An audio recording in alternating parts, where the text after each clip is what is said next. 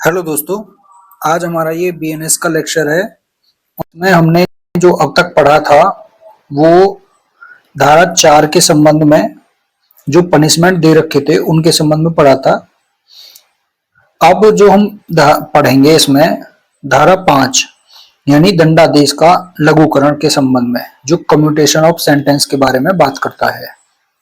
और ये जो सेक्शन है धारा 5 जो है वो आपका जो आईपीसी है उसकी धारा 54 और धारा 55 और 55A ये तीन सेक्शन इनसे कोरिलेट करती है। 55A इसका स्पष्टीकरण जो दे रखा है, एक्सप्लेनेशन जो दे रखा है उससे रिलेटेड है धारा 55A।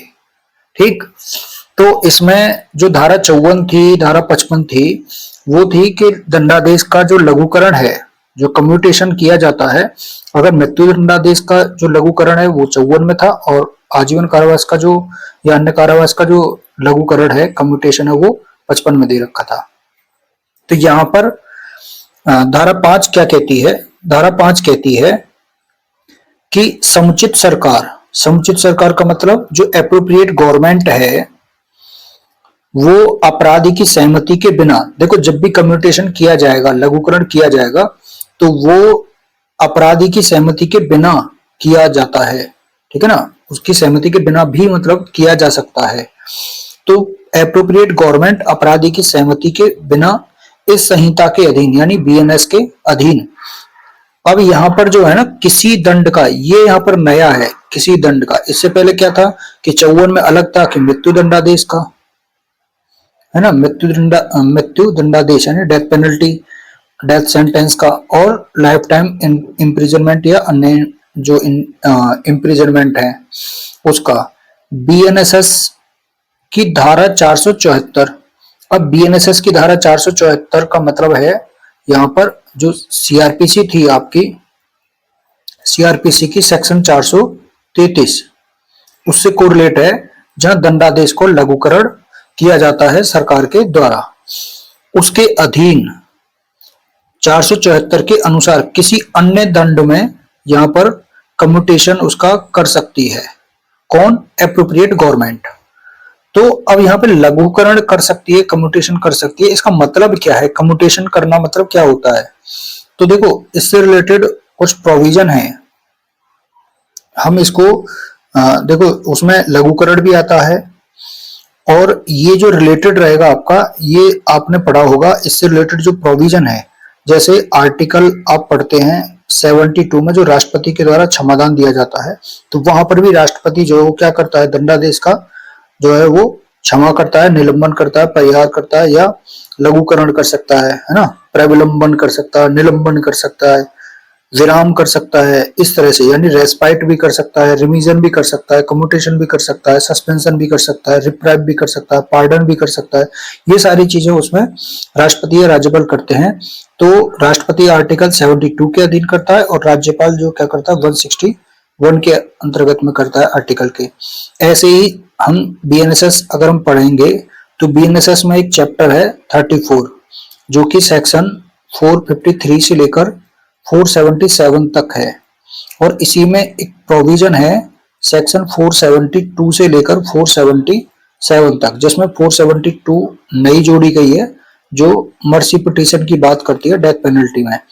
उसके बाद में जो 473 से लेकर 477 है वो दंडादेश के निलंबन और उसके परिहार, उसके लघुकरण से संबंधित है। ठीक है ना।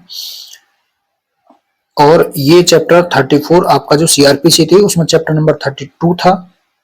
सीआरपीसी में यही चैप्टर नंबर 32 था जो कि आपका 432 से ये चैप्टर स्टार्ट था। ठीक है ना।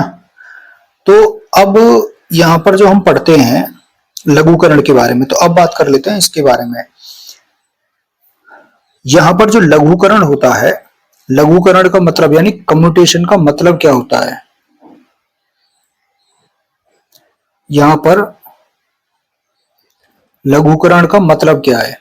तो लघुकरण में क्या होता है, जो सजा होती है उस सजा की प्रकृति यानी उसके नेचर को, सजा की प्रकृति को बदल दिया जाता है। तो सजा की प्रकृति को बदलना यानी चेंज करना नेचर में किसके, पेनल्टी के। तो जैसे जो मृत्यु दंडादेश अगर दिया है तो मृत्यु दंडादेश को किस में चेंज किया जा सकता है, लाइफ टाइम इम्प्रिजनमेंट में, या अगर लाइफ टाइम इम्प्रिजनमेंट है तो उसको सिंपल इम्प्रिजनमेंट में, या इम्प्रिजनमेंट है तो उसको अन्य किसी दंड में यानी बदला जा सकता है, इस तरह से। तो नेचर में चेंज कर देना, उसका कम्यूटेशन कर देना होता है। ऐसे ही उसके बाद में एक और शब्द आता है, यहां पर हम पढ़ते हैं परिहार। परिहार होता है जो कि हमारा रिमीजन होता है। और रिमीजन में क्या होता है, यहाँ जो सजा है उसके नेचर में चेंज नहीं किया जाता है ना।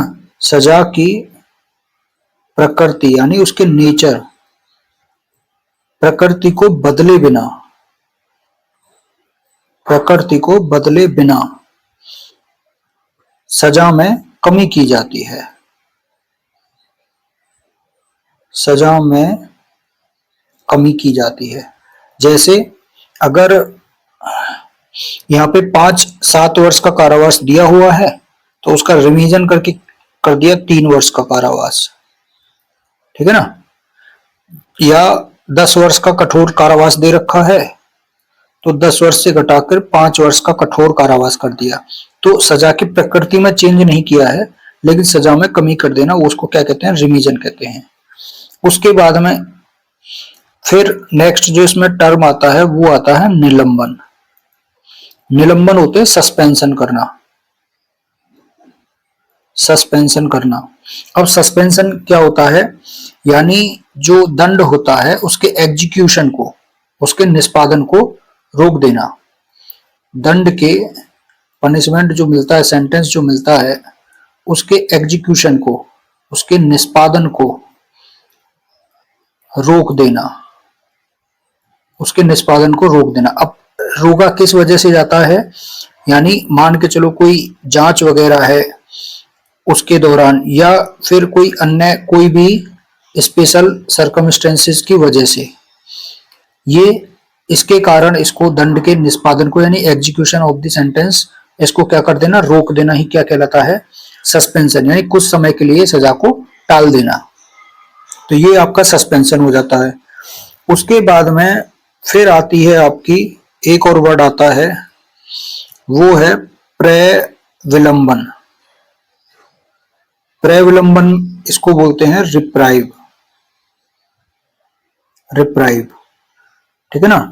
अब रिप्राइव में क्या होता है, रिप्राइव में भी जो सेंटेंस होता है, जो दंड होता है, उसको कुछ समय के लिए,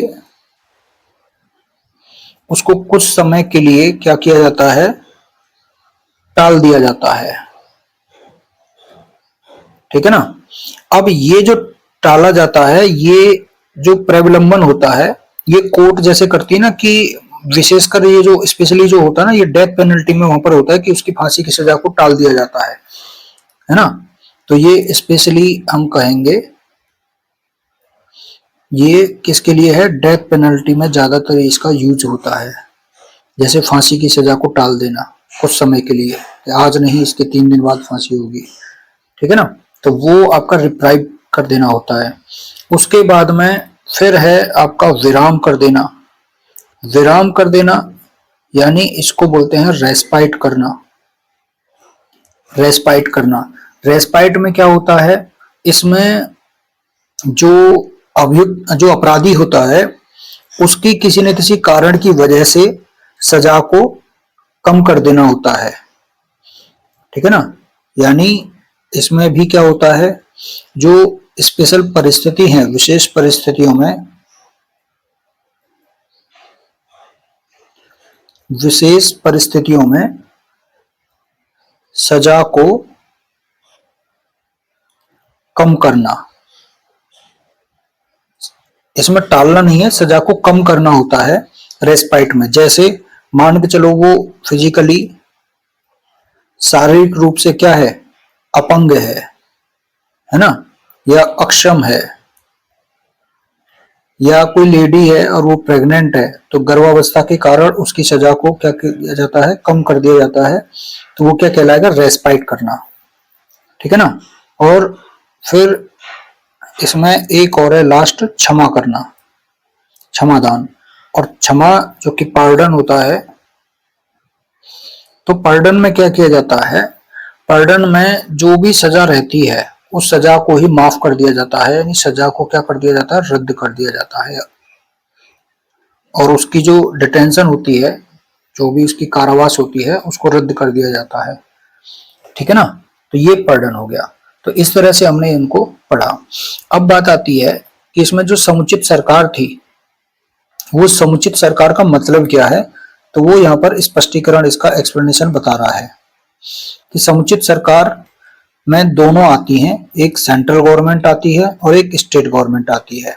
सेंट्रल गवर्नमेंट किन मामलों में आएगी और स्टेट गवर्नमेंट किन मामलों में आएगी। सेंट्रल गवर्नमेंट उन मामलों में आती है, उन मैटर्स में आती है, उन केसेस में आती है जिनमें दंडादेश, यानी जो सेंटेंस है वो क्या है, मृत्यु का दंडादेश है, यानी सेंटेंस ऑफ डेथ है, या फिर कोई ऐसा सब्जेक्ट है, ऐसे सब्जेक्ट से संबंधित किसी विधि के विरुद्ध कोई अपराध है जिस पर संघ की यानी यूनियन की कार्यपालिका शक्ति का विस्तार है, यानी एक्सटेंशन है किसका, सेंट्रल एग्जीक्यूटिव का, एग्जीक्यूटिव पावर का क्या है, एक्सटेंशन है।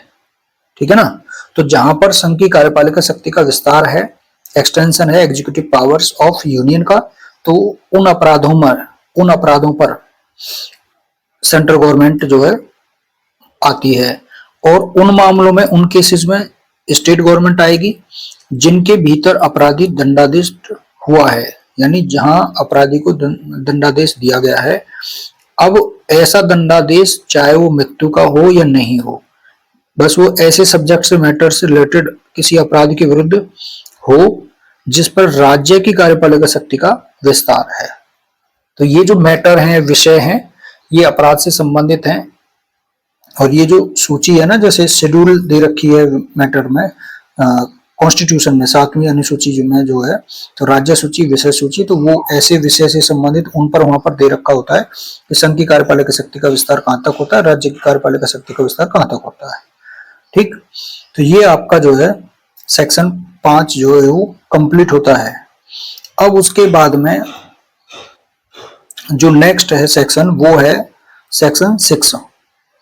सेक्शन 6 क्या कहती है, सेक्शन 6 कहती है दंडा विधियों की भिन्न, मतलब fractions of terms of punishment, यानी दंडा विधियों की भिन्नों का मतलब क्या है यहाँ पर, यानी जैसे हम कैलकुलेट करते हैं, कैलकुलेट करेंगे किसी सजा को, ठीक है ना, तो वो किस तरह से करेंगे उसके संबंध में धारा 6 प्रावधान करती है। और धारा 6 आपकी जो आईपीसी है उसकी धारा 57 से 57 से कोरिलेट करती है। ठीक है ना। अब ये क्या कहती है, ये कहती है कि दंडा विधियों की भिन्नों की गणना करने में, यानी कैलकुलेट करने में, fraction of terms of punishment, अन्यथा उपबंधित के सिवाय, यानी अदरवाइज कहीं पर दे रखे हैं कोई प्रोविजन, उनको छोड़ करके जो लाइफ टाइम इम्प्रिजनमेंट है उसको 20 वर्ष के कारावास के समतुल्य गिना जाएगा, यानी काउंट किया जाएगा, reckoned as equivalent to imprisonment for 20 years unless otherwise provided. तो यहां पर क्या है कि जो आजीवन कारावास अगर किसी सजा में दे रखा है और वहां पर दंडा विधियों की भिन्नों की गणना करनी है, दंडा विधियों की भिन्नों की गणना करना का मतलब क्या होता है, अगर किसी अपराध के लिए सजा दे रखी है 1/3, यानी कारावास का 1/3, आधा, 1/4, तो अब कारावास का 1/4 दे रखा है, 1/3 दे रखा है, आधा दे रखा है। अब कारावास अगर आजीवन कारावास है तब कितना होगा, तो तब 1/3 कैसे लगाया जाएगा, आजीवन कारावास का 1/3, आजीवन कारावास का 1/4, आजीवन कारावास का आधा, तो वहां पर ये कैलकुलेशन होगी कि वहां पर लाइफ टाइम इम्प्रिजनमेंट को कितना माना जाएगा, 20 वर्ष माना जाएगा। तो अब 20 वर्ष का 1/3 लगा लें या आधा लगा लें या 1/4 लगा लें। तो इस तरह से जो है वहां पे काउंट करने के लिए ये सेक्शन है। अब इसमें वैसे जो आजीवन कारावास का मतलब होता है वो व्यक्ति के शेष जीवन जो रहता है, बचा हुआ जीवन जो है उसके कारावास का ही रहता है, ठीक है ना। और धारा जो ये 6 है ये कोरिलेट करती है, जैसे हम आईपीसी पढ़ते हैं तो आईपीसी में सेक्शन 11 511 मतलब जो थी, अब प्रेजेंट में जो बीएनएस है उसमें सेक्शन आप 62 पढ़ेंगे, इससे कोरिलेट। कौन सी सेक्शन है? 62। वहां पर जो आपराधिक अपराध करने के प्रयत्न के लिए जो दंड है ना, वहां पर दे रखा है कि आजीवन कारावास का या फिर जो अन्य कारावास है उसका आधा उसको दिया जाएगा, ठीक है ना।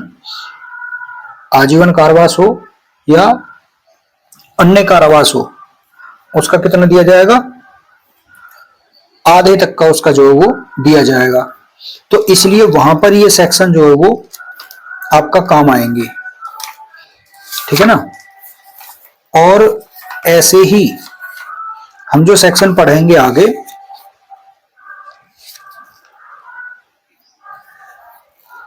एक और सेक्शन है इसमें हम पढ़ते हैं, जैसे आईपीसी में सेक्शन 116 पढ़ते हैं, बीएनएस में आपका सेक्शन 56 है। आईपीसी में 119 120 पढ़ते हैं, तो यहाँ पर आपका सेक्शन 59 और 60 है। तो इन सेक्शन को आप देखेंगे तो इनमें जो पनिशमेंट दे रखा है ना, वो ऐसे ही दे रखा है कि कारावास का 1/4 हो, कारावास का 1/3 हो, कारावास का आधा हो, तो ऐसे करके दे रखा है, ठीक है ना। तो उन सेक्शन में भी यहाँ पर आजीवन कारावास का मतलब कितना लगाया जाएगा? 20 वर्ष माना जाएगा। और ऐसे ही हम अगर बीएनएसएस देखेंगे तो बीएनएस में सेक्शन 479 है, जो सीआरपीसी थी आपकी उसमें 436A था सीआरपीसी में। बीएनएसएस में 479 आप देखेंगे तो वहां पर लिखा है जो बेल दी जाती है किसी व्यक्ति को, अगर कोई पेंडिंग है, विचार अंडर ट्रायल कैदी है, उसको बेल पर या बॉन्ड भराकर छोड़ा जा सकता है यदि उसने उस कारावास का आधा जो है वो या 1/3 जो है वो भुगत लिया है, ठीक है ना। तो इस तरह से वहां पर 479 में ये प्रोविजन आपका दे रखा है। तो 479 में दो जगह प्रोविजन ये दे रखा है, जब बेल या प्रोवाइजर जो दे रखा है उसका फर्स्ट क्लॉज का, वहां पर ये दे रखा है कि कोई भी अपराधी है जो अपने कारावास का जो है वो 1/3 तक भुगत लेता है, ठीक है ना, तो उसको क्या कर दिया जाएगा? बॉन्ड भराकर छोड़ दिया जाएगा, ठीक है ना। और ऐसे ही वहां पर जब अगर आधा भुगत लेता है तो मतलब उसको डिटेंड जो है वो नहीं किया जा, मतलब वो डिटेंड उसको नहीं किया जाता है, ठीक है ना। तो ये रेट्रोस्पेक्टिव भी है, इससे रिलेटेड केस भी आया था, वो तो फिर उसमें पढ़ेंगे बीएनएसएस में, ठीक है ना, 479 से रिलेटेड। तो मेरा कहने का मतलब यहाँ पर ये है कि आजीवन कारावास के आधे का मतलब जो वो कैसे किस किस जगह पर काउंट हो रहा है वो ये है। अब जो बात आती है इसमें एक और चीज आती है, वो आती है गोपाल विनायक गॉडसे। गोपाल विनायक गॉडसे वर्सेस महाराष्ट्र राज्य। गोपाल विनायक गॉडसे वर्सेस महाराष्ट्र राज्य 1961 सुप्रीम कोर्ट। इस केस में सुप्रीम कोर्ट ने कहा कि जो लाइफ टाइम इम्प्रिजनमेंट है उसका जो अर्थ है वो व्यक्ति के शेष जीवन के कारावास के बराबर ही है, शेष जीवन के कारावास से रिलेटेड है। बाकी जो सेक्शन 57 है यानी प्रेजेंट में जो सेक्शन 6 है वो केवल कैलकुलेशन के पर्पज से उसको 20 वर्ष माना जाता है, ठीक है ना। और यही चीज एक और केस है, वो है Maruram versus Union of India 1980 Supreme Court. यही बात इसमें कही गई थी, ठीक है ना, कि आजीवन कारावास का मतलब जो वो व्यक्ति के शेष जीवन का कारावास है, और जो धारा 57 है वो केवल जो है वो फ्रैक्शनल कैलकुलेशन के लिए प्रावधान करती है। तो इस तरह से ये सेक्शन 6 आपकी कंप्लीट होती है। अब बात आती है सेक्शन 7 की। सेक्शन 7 आपकी देखो, 7 को इंग्लिश में हिंदी में आप पढ़ेंगे तो वो है 7, और आईपीसी में जब हम पढ़ते हैं तो उसको पढ़ते हैं 60 को 60, ठीक है ना, 60 और 7, तो ये कोरिलेट करती हैं सेक्शन 60 से। धारा 7, यहां पर धारा 7 कहती है कि जो पनिशमेंट दिया जाता है, जो सेंटेंस दिया जाता है कारावास के कतिपय मामलों में संपूर्ण कारावास या उसका कोई भी भाग, ठीक है ना, यानी चाहे तो वो कहे कि जो 7 साल की सजा मिली है उसको पूरी की पूरी 7 वर्ष या 7 में से 3 वर्ष कठिन हो सकता है या सादा हो सकता है, ठीक। तो प्रत्येक ऐसे मामले में जिसमें कोई अपराधी दोनों में से किसी भांति के कारावास से, दोनों में से किसी भांति के कारावास से मतलब जो है वो आजीवन मतलब कारावास और जुर्माना या कारावास या जुर्माना दोनों में से किसी भांति के कारावास से दंडनीय है, वह न्यायालय जो ऐसे अपराधी को दंडादेश देगा, सेंटेंस का ऑर्डर देगा, वो कॉम्पिटेंट होगा किस बात के लिए, दंडादेश में ये बात निर्दिष्ट करे कि वो जो दंड दे रहा है उसका संपूर्ण कारावास कैसा होगा, कठिन होगा, या ये निर्दिष्ट करेगा उसमें कि ऐसा संपूर्ण कारावास कैसा होगा, सादा होगा, या यह है कि ऐसे कारावास का कुछ भाग कठिन और शेष कैसा होगा, सादा होगा। तो जो सेंटेंस दिया जाता है उसमें संपूर्ण कारावास है उसका कोई भाग या तो कठोर हो सकता है या सादा हो सकता है। तो ये सिंपल थी। उसके बाद में नेक्स्ट है आपका सेक्शन 8।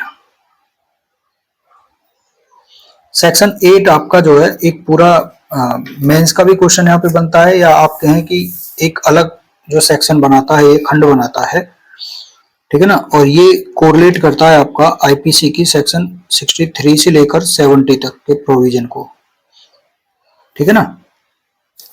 तो इसमें जो पहला वाला क्लॉज है वो कहता है, उसके बारे में बात करेंगे कि जुर्माने की रकम, जुर्माना, इन सब के बारे में डिफॉल्ट यानी व्यतिक्रम किया जाता है तब लायबिलिटी क्या होगी, यानी amount of fine, liability in default of payment of fine. तो इसमें जो पहला वाला है ये है सेक्शन 63 से कोरिलेट, जुर्माने की रकम की जो बात करता है। तो जुर्माने की रकम कितनी होगी, तो जहां वह राशि अभिव्यक्त नहीं की गई है, यानी नो सम इज एक्सप्रेस्ड, कोई राशि अभिव्यक्त नहीं की गई है कि जुर्माना कितना हो सकता है, तब वहां पर अपराधी जिस जुर्माने की रकम का दायी है, वो दायी है या दायी होगा, वो अनलिमिटेड कैसी रहेगी, अनलिमिटेड रहेगी, असीमित रहेगी, लेकिन किंतु अत्यधिक नहीं होगी, यानी एक्सेसिव नहीं होगी। अब यहाँ पर जैसे हम पढ़ते हैं ना कि वो असीमित है, तो इससे पहले जो आईपीसी थी ना उसमें था ये यहाँ पर अमर्यादित, तो अब यहाँ पर शब्द जो चेंज कर दिया है, मर्यादा विधि लिमिटेशन एक्ट को बोलते हैं, जैसे लिमिट जहाँ पे दे रखी है, लिमिटेशन दे रखी होती है, तो अमर्यादित यानी कोई लिमिटेशन नहीं है, यानी असीमित, अमर्यादित, तो यहाँ पर शब्द किया है असीमित, ठीक है ना। तो ये 63 से जुर्माने की रकम, इसको याद रखना है, 8 का क्लॉज 1 जुर्माने की रकम, ठीक है ना। यहाँ पर इससे याद रखना है जुर्माने की रकम, हेडिंग को आपको याद रखना, 8 का क्लॉज का फर्स्ट, 8 का क्लॉज 1 जो है वो जुर्माने की रकम से कोरिलेट करता है। उसके बाद क्लॉज सेकंड आपका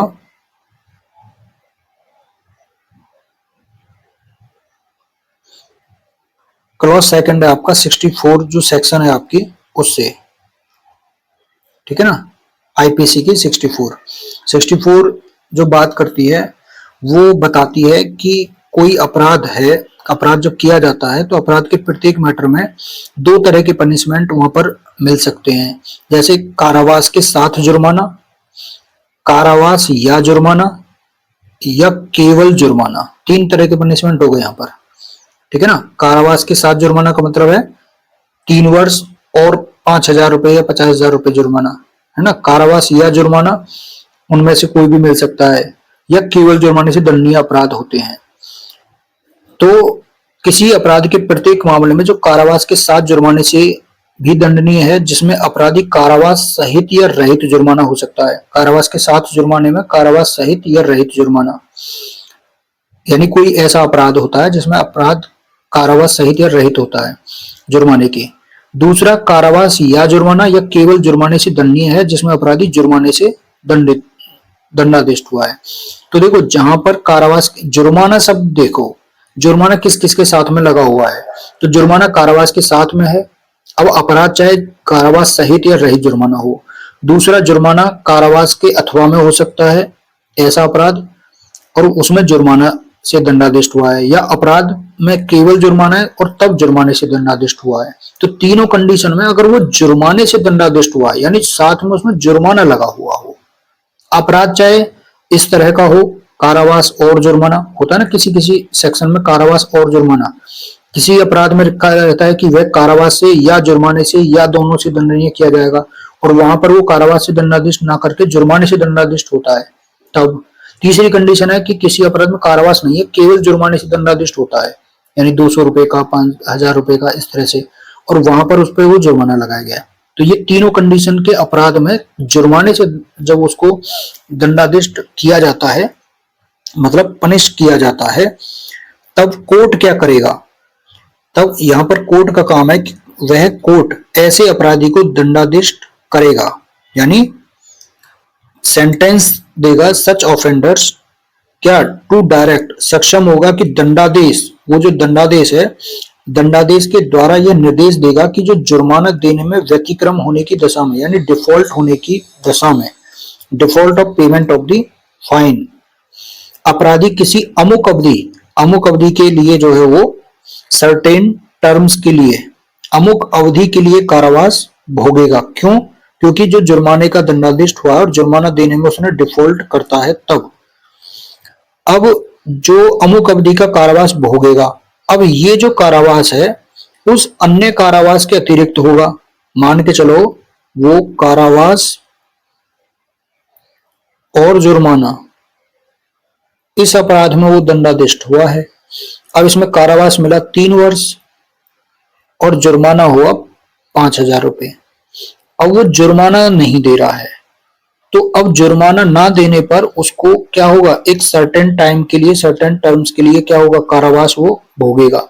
लेकिन इसके लिए जो कारावास रहेगा वो इस 3 वर्ष से क्या रहेगा, अतिरिक्त होगा, जिसके लिए वह दंडादेश हुआ है, मतलब इससे, या जिसके लिए वह किसी दंडादेश के लघुकरण के अधीन दायी हो सकता है। ठीक है ना, यानी कोई कारावास है और उसके लिए वो लघुकरण करके उसका कारावास जो चेंज कर दिया हो तब भी। ठीक है ना, तो ये जुर्माना देने में व्यतिक्रम का कारावास उस कारावास से अलग होगा। अब आता है इसका नेक्स्ट तीसरा क्लॉज। तीसरा क्लॉज इसमें बात करता है जो कि सेक्शन की आईपीसी की 65 है। अब जो हमने अभी तक 3 तरह के कारावास पढ़े थे, मतलब 3 तरह के जुर्माने से रिलेटेड अपराध के मामले में सजा पड़ी थी, उसमें से एक में यहां पर है कि कारावास के साथ जुर्माना। कारावास के साथ जुर्माना का मतलब है, जो यहां पर तीसरा वाला पॉइंट है वो है कारावास और जुर्माना। इस अपराध में अगर किसी सेक्शन में बीएनएस में इस तरह का अपराध है जिसमें कारावास और जुर्माना दिया हुआ है, तब यदि अपराध कारावास और जुर्माने से दंडनीय है तो वह अवधि जिसके लिए जुर्माना देने में डिफॉल्ट होने की कंडीशन में कोर्ट अपराधी को कारावास से दंडित करने का निर्देश देता है, कारावास की उस अवधि की 1/4 से अधिक नहीं होगी। तो यहां पर कारावास की अवधि से 1/4 से अधिक वो नहीं होगी जो उस अपराध के लिए अधिकतम नियत है। ठीक है ना, तो यहां पर 1/4 से अधिक नहीं होगी। जैसे कारावास और जुर्माना है और उसने जुर्माना यहां पर नहीं दिया, ठीक है ना, उसको 3 वर्ष तक के कारावास से और 5000 रुपए तक के जुर्माने से दंडादेश किया गया। अब उसने ये जुर्माना नहीं दिया। अब जुर्माना नहीं दिया है तो इस अपराध में अधिकतम सजा मान के चलो 3 वर्ष ही दी जा सकती है। ठीक है ना, जो उस अपराध के लिए अधिकतम नियत है 3 वर्ष अधिकतम दी जा सकती है। अब इसने ये जो 5000 रुपए नहीं दिए हैं, इस 5000 रुपए नहीं देने पर इसके लिए जो कोर्ट कारावास उसको देगा वो इस कारावास का 1/4 से अधिक नहीं होगा। तो 3 वर्ष का 1/4 कितना हो गया, इसको महीने में काउंट करना पड़ेगा, तो 12 तिया 36 है ना, 12 3 जा 36, तो 36 मंथ माह हो गए, और इसका 4 से आप पार्ट इसका डिवाइड कर दो, 4 नहीं 36, तो कितना हो गया 9 माह। तो इसको कितना पनिशमेंट मिलेगा, जुर्माना न देने पर 9 महीने का कारावास। तो ये सेक्शन 65 से जो कोरिलेट है क्लॉज 3, इसमें ये बात की गई है। अब बात करते हैं इसके क्लॉज 4 की। क्लॉज 4 आपका कोरिलेट करता है सेक्शन 66 को। देखो 3 और 5 को कोरिलेट करना है आपको एक साथ। ये जो 4 क्लॉज है ये अलग से है।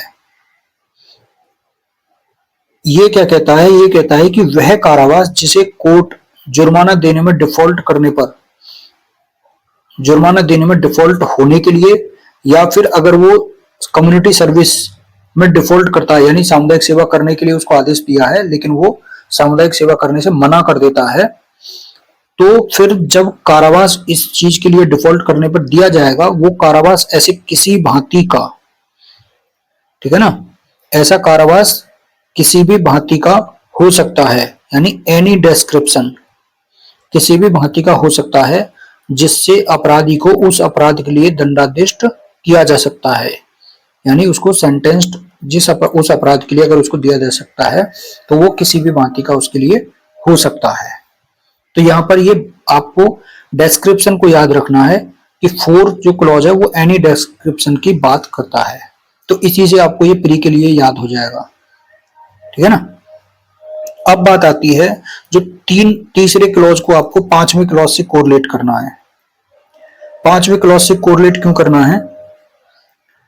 क्योंकि जो हमने तीसरा वाला जो क्लॉज पढ़ा था उसमें तीसरे वाले क्लॉज में जो बात थी वो थी जब अपराधी को कारावास और जुर्माना के अपराध में दंडादिष्ट किया जाता है। और जो 5वां जो क्लॉज है ये है सेक्शन 67 से कोरिलेट, और यहां पर ये कहता है कि यदि अपराध जुर्माने से या सामुदायिक सेवा से दंडनीय है तो वह कारावास जिसे न्यायालय जुर्माना देने में व्यतिक्रम होने की दशा में, ठीक है ना, या कम्युनिटी सर्विस में डिफॉल्ट होने की कंडीशन में इंपोज करता है, अधिरोपित करता है, वो कैसा होगा?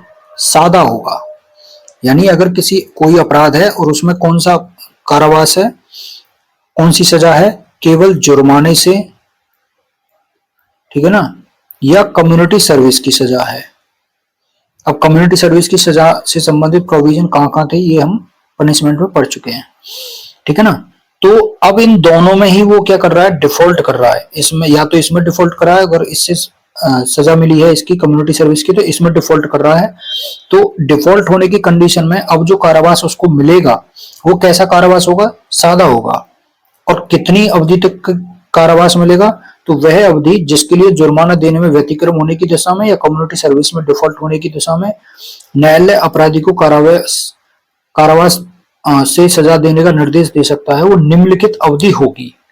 तो इन दोनों की कंडीशन में यहां पर टाइम पीरियड जो है वो फिक्स है डिफॉल्ट की कंडीशन में। अब डिफॉल्ट की कंडीशन में कितना होगा? तो जहां पर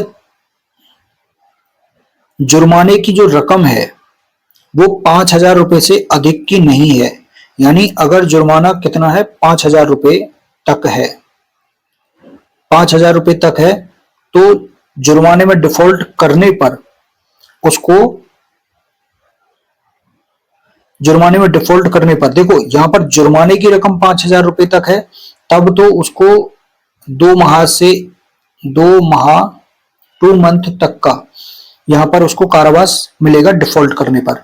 लेकिन ऐसे यहां पे जुर्माने की रकम से तो निर्धारित हो गया, लेकिन कम्युनिटी सर्विस के लिए किस तरह से यहां पे जो है डिफॉल्ट करने पर पनिशमेंट मिलेगा ये यहां पर नहीं है, ऐसा है ना भाई। रकम से तो आपने निर्धारित कर दिया 2 माह तक, लेकिन कम्युनिटी सर्विस में डिफॉल्ट अगर करता है तब उसको 2 माह मिलेगा, 4 माह मिलेगा या 1 वर्ष तक मिलेगा, कितना मिलेगा ये यहां पर नहीं है डिस्क्राइब, ठीक है ना। और दूसरा है कि जब जुर्माने की रकम कितनी है? 10,000 रुपए तक है। अधिक ना हो का मतलब क्या है? 10,000 रुपए तक है, तब उसको डिफॉल्ट करने पर कितना पनिशमेंट मिल सकता है? 4 मंथ तक का। और अन्य मैटर में, यानी अगर 10,000 रुपए से अधिक है, अन्य कंडीशन में 1 वर्ष से अनधिक का मतलब क्या हो गया? 1 वर्ष तक का कारावास उसको मिल सकता है। ठीक है ना। अब ये जो है ना, ये चेंज हुआ है, ये 50 रुपए की जगह पर चेंज हुआ है 5,000 रुपए, 100 रुपए की जगह पर चेंज हुआ है यहाँ पर कितना, 10,000 रुपए। तो ये यहाँ पर चेंज है। और यहाँ पर भी 1 वर्ष जो चेंज हुआ है, ये 6 माह की जगह पर चेंज हुआ है 1 वर्ष। तो ये इतना इसमें चेंज हुआ है। तो ये हो गया आपका जुर्माना में डिफॉल्ट करने पर या कम्युनिटी सर्विस में डिफॉल्ट करने पर उसको कितना पनिशमेंट हुआ। तो 5,000 रुपए तक का जुर्माना है तो 2 माह, 10,000 रुपए है तो 4 माह, और 1 वर्ष तक है तो मतलब अन्य दशाओं में 10,000 रुपए से अधिक है तो 1 वर्ष तक का उसको पनिशमेंट मिलेगा। ठीक है ना। अब बात करते हैं इसमें जो नेक्स्ट है आपका 6 क्लॉज का ही पार्ट है 6A। 6A जो है आपका वो है कोरिलेट करता है सेक्शन 68 आईपीसी को। सेक्शन 68 जो है, अब यहाँ पर ये क्या कहता है, जो 6 का क्लॉज है वो कहता है कि जो जुर्माना देने में डिफॉल्ट जो उसने किया और उसके लिए उसको जब कारावास मिला, सेंटेंस मिला, ठीक है ना, इम्प्रिजनमेंट का, वो इम्प्रिजनमेंट तब समाप्त हो जाएगा जब वो जुर्माना अगर वो चुका देता है, ठीक है ना, या फिर विधि की प्रक्रिया के द्वारा उस जुर्माने को उससे वसूल कर लिया जाता है, उद्ग्रहित कर लिया जाता है। ठीक है ना। या तो पेड कर दिया जाता है या उसको क्या किया जाता है, लेवाइड, लेवाइड किया जाता है, लेवी जिसको बोलते हैं ना, levy, LEVI, LEVY, levy, levy की ही ये यहाँ पर थर्ड फॉर्म है। ठीक है ना, लेवाइड। तो या तो उसको उद्ग्रहित कर लिया जाता है या विधि की प्रक्रिया के द्वारा, या फिर जुर्माने को वो दे देता है। दूसरा जो इसका पार्ट है, सब क्लॉज है, वो क्या है, वो है सेक्शन 69 से कोरिलेट। यानी ये क्या कहता है, ये कहता है, ये आनुपातिक की बात करता है कि अगर मान के चलो उसने सजा शुरू कर दी, जुर्माना देने में व्यतिक्रम होने पर, डिफॉल्ट होने पर उसको कितनी कितनी सजा, मान के चलो 2 माह की सजा मिली या 4 माह के लिए मिला, है ना, या 1 वर्ष तक है जैसे वहां पर, कितनी भी है, और इसमें से उसने मान के चलो 2 माह उसने 4 माह के लिए हुआ और 2 माह उसने कारावास भुगत लिया, है उसकी सजा 4 माह की। तो अब ये बात करती है सेक्शन 6 का सब क्लॉज जो है, वो सेक्शन 6 नहीं है, सेक्शन 6 के मतलब 8 के क्लॉज का सब क्लॉज हो गया अब ये। तो ये सब क्लॉज बी जो है ये कहता है कि यदि जुर्माना देने में डिफॉल्ट होने की दशा में जो नियत है उसकी कारावास की अवधि, और वो अब तक अवसान होने का मतलब है समाप्त नहीं हुई है, और समाप्त होने से पहले ही जुर्माने का वो ऐसा अनुपात चुका दिया जाता है या उससे फिर वसूल कर लिया जाता है जिसे देने में व्यतिक्रम होने पर वो कारावास की अवधि जो भोगी जा चुकी है, वह जुर्माने के तब तक न चुकाए गए भाग, अब जितना रह गया, न चुकाए भाग के आनुपातिक से कम न हो, मतलब उतने बाकी 2 महीने अगर इसमें से बचे और उतने तक का अगर वो जुर्माना जो दे देता है, ठीक है ना, जो न चुकाए गए भाग के, यानी इस 2 माह के लिए जो अब तक नहीं दिया उसने, आनुपातिक से कम न हो तो कारावास समाप्त हो जाएगा। तो क्या कहा इसने, यदि जुर्माना देने में डिफॉल्ट होने की दशा में नियत की गई कारावास की अवधि का अवसान होने से पहले जुर्माने का ऐसा अनुपात चुका दिया जाए, जुर्माने का ऐसा अनुपात चुका दिया जाए या उससे वसूल कर लिया जाए, कैसा अनुपात, कि देने में व्यतिक्रम होने पर कारावास की अवधि जो भोगी जा चुकी है, जैसे 2 माह भुगत ली, जो भोगी जा चुकी है वह जुर्माने के तब तक न चुकाए गए भाग, अब 2 माह तक का ही चुकाया नहीं है उसने, उसके आनुपातिक से कम न हो, तो 2 माह से ये कम ना हो। ठीक है ना। तो अगर ये मान के चलो 2 माह 10 दिन अगर ये चुका लेता, मतलब 2 माह 10 दिन का ये कारावास भुगत लेता, तो ये कारावास अब इसका जो है क्या हो जाएगा, समाप्त हो जाएगा। ठीक है ना। तो ये बात ये 66 का क्लॉज 6 का सब क्लॉज बी कह रहा है। अब उसके बाद में इसमें इलस्ट्रेशन भी है, जैसे इसी का वही इलस्ट्रेशन है जो हमने पढ़ा है, इसमें भी इलस्ट्रेशन में चेंज कर दिए हैं। जैसे यहाँ पर 1000 रुपये है तो यहाँ पर 100 रुपए की जगह पर 1000 रुपये कर दिया है, ठीक है ना। ऐसे यहाँ 750 रुपये है, जो 75 रुपये था उसकी जगह पर 750 रुपये कर दिए हैं, ठीक है ना। ऐसे ही यहाँ पर जो 500 रुपये है तो यहाँ पर 50 रुपये थे तो 500 रुपये कर दिया है, ठीक है ना। तो इसी की तरह से है कि 1000 रुपये के लिए जुर्माने से और उसके देने में व्यतिक्रम होने की दशा में 4 माह के कारावास से दंडादेश हुआ वो। अब 4 माह के लिए कारावास से दंडादेश किया गया है। यहाँ यदि कारावास का 1 माह के अवसान से पहले, अब 1 माह के लिए उसने कारावास वो भुगत रहा है, ठीक। 1000 रुपये का जुर्माना है। अब जो 1000 रुपये का जुर्माना है इसमें, तो 1000 रुपये के जुर्माने पे कितना कारावास उसको मिलता है, यहाँ पर जो हमने देखा था उसमें 5000 रुपये तक कितना था, 2 माह, ठीक है ना। 5000 रुपये तक पे कितना था, 2 माह। तो इसका मतलब है 1000 रुपये पे कितना होगा, 2 माह के लिए, वो 4 माह के लिए यहाँ पर किया गया है उसको कारावास से, ठीक है ना। अब 1 माह उसमें भुगत लिया, 1 माह के अवसान से पहले ही जुर्माने के बचे कितने, 750 रुपये उस पर। अब 750 रुपये बचते हैं उस पर। अब 750 रुपये, 750 रुपये या तो चुका दिए जाएं या फिर उससे वसूल कर लिए जाएं। तो प्रथम मास का अवसान होते ही उसे उन्मुक्त कर दिया जाएगा, यानी उसको छोड़ दिया जाएगा। तो इसको 4 हिस्सों में बांट लो 1000 रुपये के हिसाब से, है ना। 250 रुपये ऐसे करके 4 के हिस्सों में बांट लिया। तो अगर उसने 1 माह का भुगत लिया मतलब 250 रुपये का उसने भुगत लिया। अब बचे 750 रुपये, 3 महीने का और बचा उसका कारावास। अब उससे 750 रुपये अगर वसूल कर लिए जाते हैं तो उसको बाकी 3 महीने उसको कारावास में नहीं रहना पड़ेगा। अगर उसने 2 महीने भुगत लिए जाते, यदि 750 रुपये प्रथम मास के अवसान पर या किसी भी पश्चातवर्ती समय पर जबकि ये कारावास में चुका दिए जाएं या उससे वसूल कर लिए जाए तो एक तुरंत क्या कर दिया जाएगा, छोड़ दिया जाएगा। और यदि कारावास के 2 माह के अवसान से पहले, यानी अब यहाँ पर 2 माह हो गए, तो 2 माह के अवसान से पहले ही 500 रुपये चुका दिए जाएं या वसूल कर लिए जाएं तो ये 2 माह के पूरे होते ही छोड़ दिया जाएगा। तो अब उसका कितना होगा, 250 के हिसाब से 500 रुपये। अब 500 रुपये वो दे देता है और बाकी 500 रुपये का वो भुगतेगा कारावास पूरा। यदि 500 रुपये उन 2 माह के अवसान पर या किसी भी पश्चातवर्ती समय पर जबकि एक कारावास में है चुका दिए जाए, वसूल कर ली जाए तो एक तुरंत उन्मुक्त कर दिया जाएगा, ठीक है ना।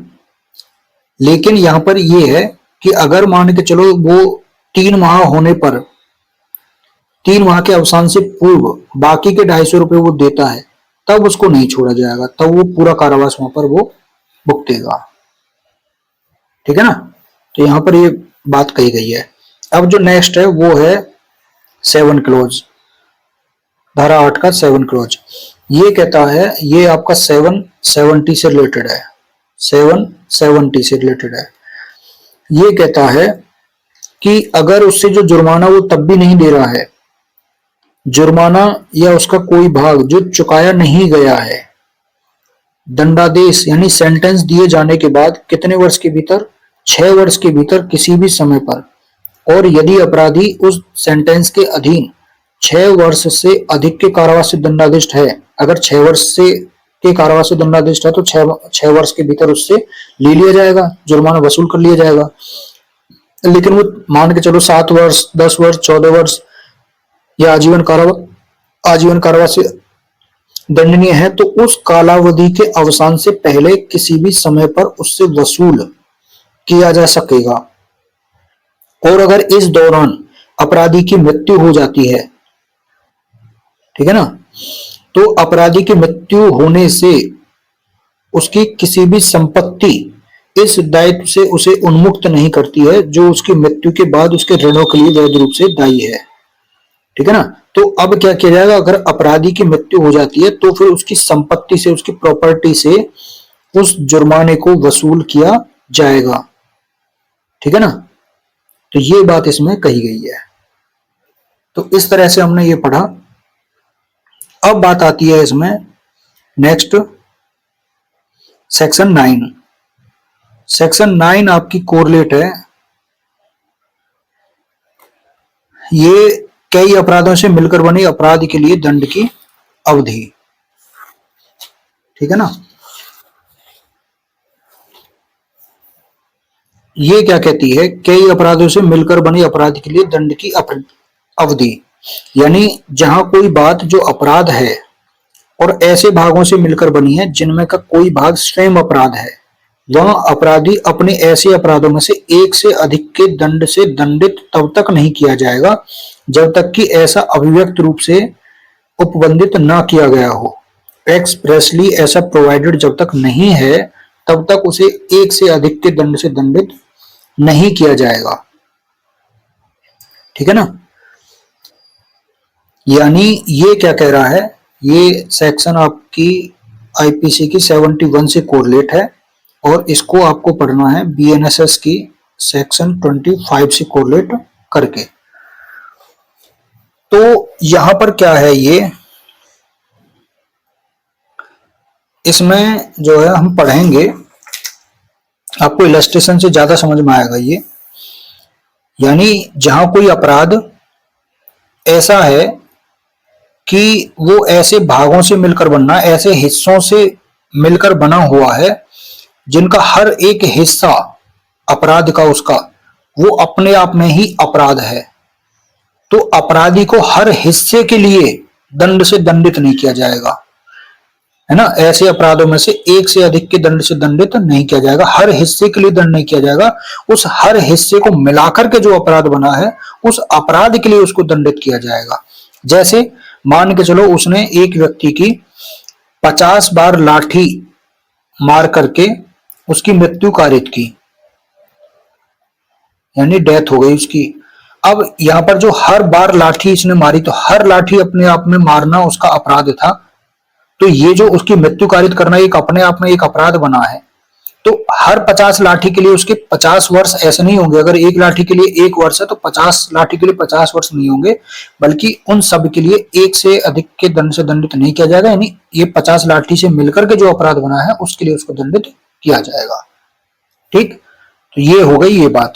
अब जो इसका जो सेकंड क्लॉज है वो क्या कह रहा है, वो कह रहा है कि जहां पर कोई बात, अब लेकिन बात आती है ना कि जैसे 50 लाठी से मारा तब तो ठीक है, वो तो स्पष्ट हो गया कि हाँ भाई 50 लाठी से मारा तो तब वो एक से अधिक के लिए दंड से दंडित नहीं किया जाएगा।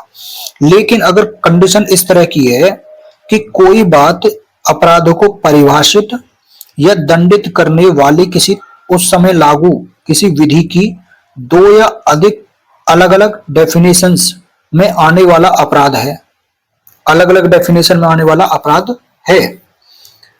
या फिर दूसरी कंडीशन यह है कि जहां पर कई कार्य हैं जिनमें से स्वयं एक से या एक से अधिक से अपराध गठित होता है। कोई कार्य जहां पर कई कार्य हैं जिनमें से स्वयं एक से या स्वयं एक से अधिक से अपराध गठित होता है और वो मिलकर के क्या बनाते हैं, कोई एक भिन्न यानी एक अलग अपराध का गठन करते हैं, तब वहां पर अपराधी को गुरुतर दंड से दंडित नहीं किया जाएगा। कौन से गुरुतर दंड से? गुरुतर दंड का मतलब क्या है, यहाँ पर जो मोर सेवियर पनिशमेंट है, मोर सेवियर पनिशमेंट जो है उससे दंडित नहीं किया जाएगा। जो ऐसे अपराधों में से किसी भी एक के लिए वह न्यायालय जो उसका विचारण करता है उसे दे सकता है, तो उससे गुरुतर दंड से दंडित नहीं किया जाएगा। जितना कोर्ट उसका विचारण करता है, जो कोर्ट ट्रायल कोर्ट उसे उस अपराध के लिए दे सकता है, उससे अधिक दंड उसका नहीं होना चाहिए, यानी कोर्ट की क्षमता से अधिक दंड उसका नहीं होना चाहिए। ठीक है ना। किसी भी एक अपराध के लिए अगर उसकी सजा उस कोर्ट की सक्षमता से अधिक हो रही है तो वो उससे अधिक दंड से दंडित नहीं किया जाएगा। ठीक, अब इसको इलस्ट्रेशन से समझते हैं। इलस्ट्रेशन क्या कहता है, इलस्ट्रेशन एक तो ये बता दिया ये वाला तो बता दिया कि लाठी से 50 प्रहार करता है। इसका जो फर्स्ट वाला जो क्लॉज था वो ये कोरिलेट ही करता है, ठीक है ना, कि उसको क्या किया जाएगा, संपूर्ण मारपीट के लिए केवल एक ही दंड से उसको दंडनीय किया जाएगा, वरना तो 50 लाठी के लिए 1 वर्ष के हिसाब से 50 वर्ष के लिए कारावास किया जा सकता था उसको, लेकिन वो संपूर्ण मारपीट के लिए एक ही दंड से दंडित किया जाएगा। लेकिन इसका जो सेकंड क्लॉज जो कह रहा था, इसका जो सेकंड पार्ट जो है, सेकंड क्लॉज जो है, किंतु यदि उस समय जब ए यह को पीट रहा है, यह को मतलब जेड को पीट रहा है, और उसी टाइम पर वाई उसमें क्या करता है, इंटरफेयर कर देता है। अब ए ने जेड को छोड़ करके वाई पर जो है क्या कर दिया, स्ट्राइक किया, यानी प्रहार किया। तो यहां पर जो वाई था उस पर किया गया जो प्रहार है वो अलग प्रहार है, उस कार्य का भाग नहीं है वो, जिसके द्वारा ए जेड को वॉलंटरी जो है हर्ट कारित करता है। इसलिए ए जो है वो जेड को वॉलंटरी हर्ट के लिए एक दंड से, और वाई पर जो उसने स्ट्राइक किया, प्रहार किया, उसके लिए दूसरे दंड से दंडनीय किया जाएगा उसको। तो यहां पर ये जो दूसरा वाला क्लॉज था कि अलग अलग परिभाषाओं में जो आता है अपराध या अलग अलग कार्यों से मिलकर बनता है वो अपराध, उसके लिए वो अलग अलग दंड जो उसके लिए दिया जाएगा, ठीक है ना।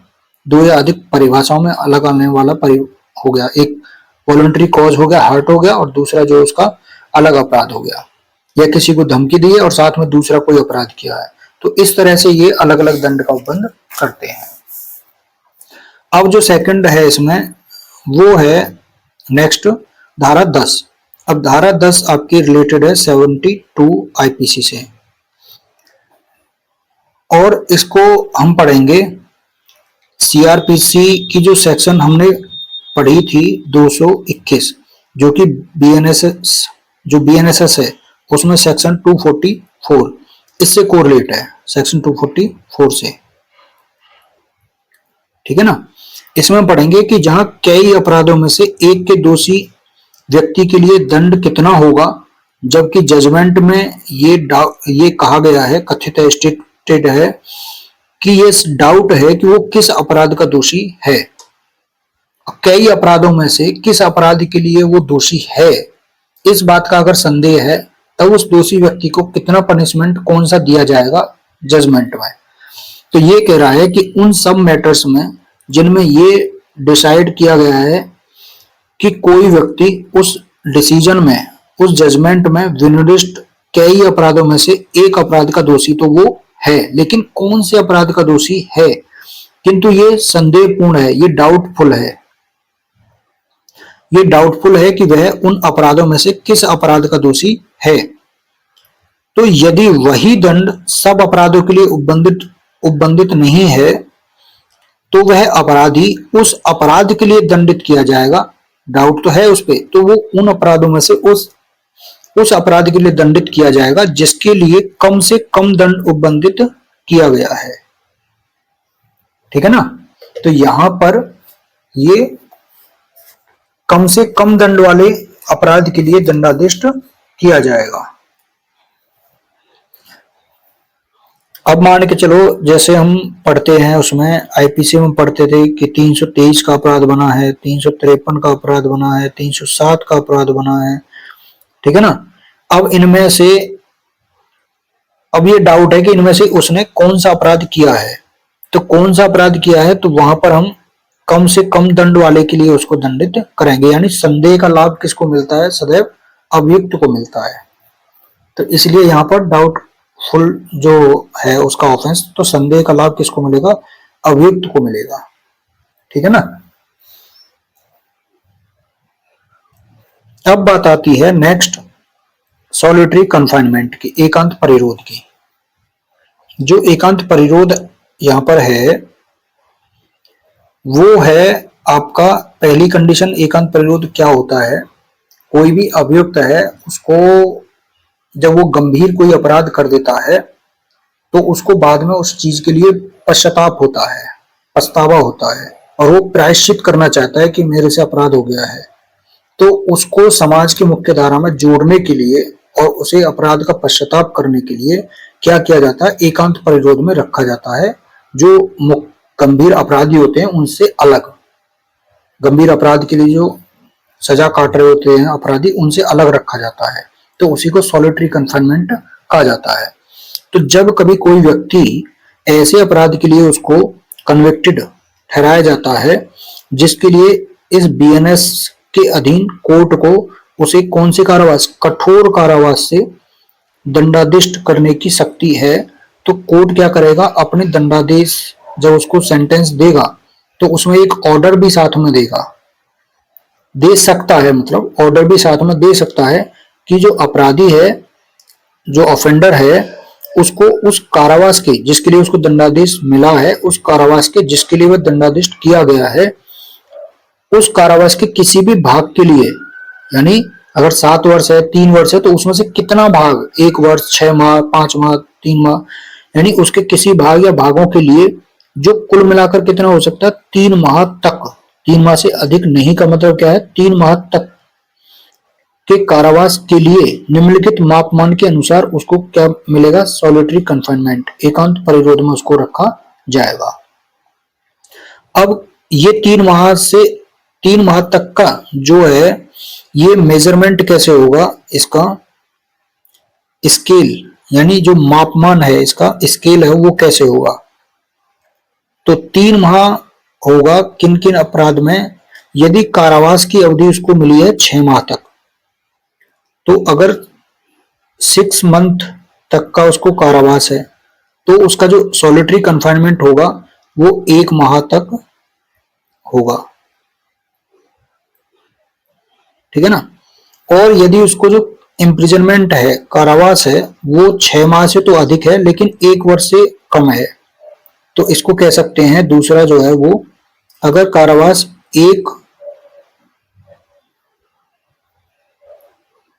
एक वर्ष तक है, अगर कारावास 1 वर्ष तक है तो उसका सॉलिटरी कन्फाइनमेंट कितना होगा, 2 माह तक, 2 माह तक, ठीक। ऐसे ही तीसरा है, यदि कारावास की अवधि 1 वर्ष से तो अधिक है ना, तो यह कम तो है नहीं, तो 1 वर्ष से अगर अधिक है तो उसका सॉलिटरी कन्फाइनमेंट कितना हो जाएगा, 3 माह तक।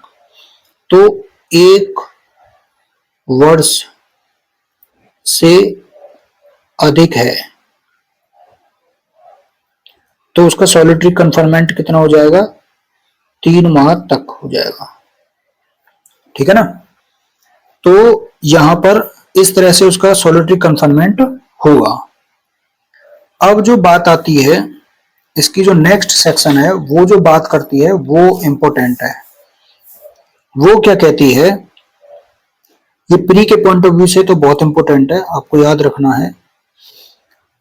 सेक्शन 12 आपकी क्या कहती है, सेक्शन 12 एकांत परिरोध की अवधि की बात करती है, यानी लिमिट ऑफ सॉलिटरी कन्फाइनमेंट, और ये सेक्शन 74 से कोरिलेट है, और 11 आपकी किससे कोरिलेट थी, 73 से, ठीक है ना। तो सेक्शन 12 क्या कहती है, सेक्शन 12 कहती है कि जो सॉलिटरी कन्फाइनमेंट का जो पनिशमेंट उसको मिला है, सेंटेंस, उसका एग्जीक्यूशन कैसे किया जाएगा। तो उसका एग्जीक्यूशन, ऐसा कन्फाइनमेंट किसी भी दशा में एक बार में 14 दिन से अधिक नहीं होगा, ठीक है ना। यानी आपने देखा कि अगर 6 माह तक का कारावास है तो सॉलिटरी कन्फाइनमेंट कितना होगा, 1 माह तक। अगर 1 वर्ष तक का है, 1 वर्ष तक का है तो सॉलिटरी कन्फाइनमेंट कितना होगा, 2 माह तक। और अगर 1 वर्ष से अधिक है तो 3 माह तक। अब ये कह रहा है कि सॉलिटरी कन्फाइनमेंट के निष्पादन में ये जो पीरियड है, 1 माह, 2 माह, 3 माह, इसके एग्जीक्यूशन में ऐसा कन्फाइनमेंट किसी भी दशा में जो ये भुगता जाएगा, 1 माह, 2 माह, 3 माह, वो एक बार में 14 दिन से अधिक नहीं होगा। और साथ ही ऐसे एकांत परिरोध यानी सॉलिटरी कन्फाइनमेंट का जो टाइम पीरियड है, period of solitary confinement of not less duration, यानी ये जो कालावधि के बीच में उन कालावधियों से अन्यून अंतराल होंगे, यानी जो इम्प्रिजनमेंट होगा अवॉर्डेड सेल एक्सीड 3 मंथ्स ठीक है ना, यानी विद इंटरवल, इंटरवल जो होंगे इसमें जो अंतराल होंगे, अंतराल का मतलब क्या है, जो गैप होंगे इसमें, वो भी एन्यून, एन्यून मतलब नॉट लेस देन, तो नॉट लेस देन होंगे उतने के, यानी 14 दिन का उसको क्या मिलेगा, एक बार में 14 दिन तक का जो कंफाइनमेंट हो सकता है, 14 दिन से अधिक नहीं होगा, और फिर 14 ही दिन का उसमें क्या होगा, गैप होगा। और लेकिन इसमें दूसरी कंडीशन जो जोड़ी है वो कह रहा है कि जब दिया गया कारावास, ये वाला जो कारावास है, जब दिया गया कारावास 3 माह से अधिक होगा, ठीक है ना, जब दिया गया कारावास 3 माह से अधिक हो, तब दिए गए संपूर्ण कारावास के किसी एक माह, अब इनमें जो कारावास दिया गया है उस संपूर्ण कारावास के किसी एक माह में, यानी 6 माह का अगर उसको कारावास है, 3 माह से अधिक है, तो यानी अगर 6 माह का कारावास है, तो इस 6 माह के कारावास में 1 महीने में जो इसका सॉलिटरी कन्फाइनमेंट होगा वो कितना होगा, 7 दिन से अधिक नहीं होगा, यानी 7 दिन तक का इसमें अधिकतम हो सकता है। और साथ ही एकांत परिरोध की कालावधियों के बीच में उन्हीं कालावधियों से एनुअल अंतराल होंगे, यानी गैप भी कितना होगा, 7 दिन का ही 1 महीने में गैप होगा। क्यों होगा, देखो 3 महीने से अधिक पे ही ये लागू क्यों किया है, इसका मतलब समझिए, यानी अगर मान के चलो उसको 3 माह तक का कारावास मिला है, 6 माह तक के कारावास पर कन्फाइनमेंट कितना है, 1 माह, तो 3 माह अगर 3 महीने का है तो इसमें 1 महीने का उसको क्या मिलेगा, सॉलिटरी कन्फाइनमेंट होगा। अब 1 महीने में वो कह रहा है, अब इसको भुगता कैसे जाएगा, अगर मान के चलो वो 7 दिन के हिसाब से 3 महीने में भुगतेगा, तो 1 महीने के कारावास को 7 चौक 28 दिन, 1 महीने के कारावास को 4 बार उसको भुगता जाएगा ना, और 28 दिन, तो 28 दिन का ही गैप होना चाहिए इसमें, ठीक है ना, तो 1 महीने के कारावास को 3 महीने में वो 7 दिन के हिसाब से ही भुगत सकता, मतलब 7 दिन के हिसाब से भुगत नहीं सकता, क्योंकि 7 दिन का जो है, पहले 7 दिन का सॉलिटरी कन्फाइनमेंट होगा, फिर 7 दिन का गैप होगा, तो 1 महीने का इस तरह से हो जाएगा, है ना। तो इसको 4 बार जब आप करेंगे तो ये 3 महीने में कंप्लीट नहीं हो पाएगा, इसलिए इसको 7 दिन, 3 महीने के लिए 7 दिन किया गया है। और जब अगर नहीं, मतलब 3 महीने के लिए इसको 14 दिन किया गया है, और 3 महीने से अधिक रहता है तब 1 महीने में 7 दिन रखा गया, क्योंकि अब तो वो धीरे धीरे उसका जो है सॉलिटरी कन्फाइनमेंट को भुगत लिया जाएगा, भोग लिया जाएगा। तो अगर 3 माह तक का कारावास है तब उसका एक बार में जो सॉलिटरी कन्फाइनमेंट होगा वो 14 दिन का हो जाएगा, फिर 14 दिन का गैप हो जाएगा, 1 महीना पूरा हो गया, फिर ऐसे ही अगले महीने में 14 दिन का हो जाएगा, फिर 14 दिन का गैप हो जाएगा, है ना। तो इस तरह से 2 महीने में या 3 महीने में उसके 14-14 दिन के हिसाब से उसका सॉलिटरी कन्फाइनमेंट कंप्लीट हो जाएगा। लेकिन अगर 7 दिन के हिसाब से 3 महीने में भुगतेंगे तो फिर वो कंप्लीट नहीं हो पाएगा उसका 1 महीने का सॉलिटरी कन्फाइनमेंट। तो 3 माह से अधिक के अगर कारावास है तब 1 महीने में 7 दिन ही रखा जाएगा, वो 6 महीने में आराम से 7-7 दिन करके और गैप करके 7 दिन का, तब वो इस तरह से भोग सकता है उसको। तो ये आपका जो है सॉलिटरी कन्फाइनमेंट से रिलेटेड था। अब बात आती है जो लास्ट है इसका चैप्टर का सेक्शन, वो है सेक्शन 13, जो कि आपकी कोरिलेट है सेक्शन 75 आईपीसी से। ये बात करती है कि पूर्व दोष सिद्धि के बाद कतिपय अपराधों के लिए वर्धित दंड यानी एनहेंस पनिशमेंट मिल सकता है कुछ सर्टेन ऑफेंसेस के लिए आफ्टर प्रीवियस कन्विक्शन।